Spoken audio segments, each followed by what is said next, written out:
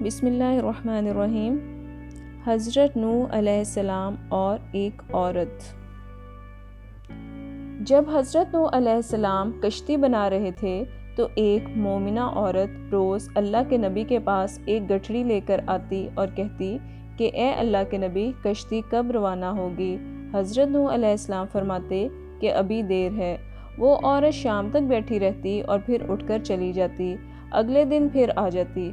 ایک دن حضرت نوح نے فرمایا کہ اے عورت، جب جانا ہوا تو تمہیں بتا دیا جائے گا۔ وہ عورت واپس چلی گئی اور انتظار کرنے لگی کہ کب نوح علیہ السلام بلائیں گے۔ اسی دوران عذاب آیا اور کشتی روانہ ہو گئی، لیکن حضرت نوح نے اس عورت کو نہ بلایا۔ ظاہری طور پر حضرت نوح نے اس عورت کو بلانا بھلا دیا گیا۔ طوفان نے ہر طرف تباہی مچا دی اور جو بھی اس کشتی میں موجود تھا وہی زندہ رہا۔ جب طوفان تھم گیا تو ایک دن حضرت نوح کے دل میں محبت جاگی کہ شہر دیکھوں جہاں سے میں چلا تھا۔ جب وہ وہاں پر آئے تو قریب جا کر دیکھا کہ ایک جھونپڑی میں دیا جل رہا تھا۔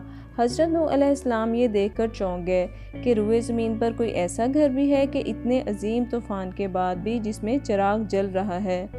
انہوں نے وہاں تکبیر بلند کی۔ وہ عورت سامان لے کر باہر آ گئی اور کہنے لگی، اے اللہ کے نبی، کیا کشتی تیار ہے؟ چلیں۔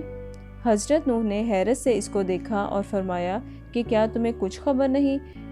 تمہیں کچھ پتہ نہیں چلا؟ کہنے لگی کہ اے اللہ کے نبی، کیا پتہ نہیں چلا؟ آپ نے فرمایا، اتنا بڑا سیلاب آیا، بارش ہوئی، تمہیں کچھ خبر نہ ہوئی؟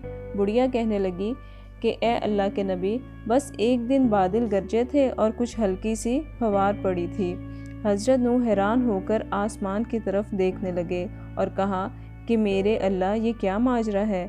اللہ تعالیٰ نے حضرت نوح علیہ السلام پر وحی بھیجی کہ اے میرے پیارے نبی، اس عورت کے دل میں چونکہ تمہاری محبت تھی اور تم نے اسے پابند کر دیا تھا، چونکہ تمہارا اس سے وعدہ بھی تھا کہ نجات کی کشتی میں تم اسے اپنے ساتھ لے جاؤ گے، تب جب کہ تم اپنا وعدہ پورا نہیں کر سکے۔ لیکن اے نوح، میں تو تمہارے وعدے کا ذمہ دار تھا، اس لیے میں نے اس بوڑھی عورت تک عذاب پہنچنے ہی نہیں دیا۔ جیسے اللہ تعالیٰ نے اس واقعہ میں مومنہ عورت کو اپنے عذاب سے بچا لیا، اسی طرح اللہ تعالیٰ اپنے مومن بندوں کو ہر آنے والی قیامت اور عذاب سے محفوظ رکھتے ہیں۔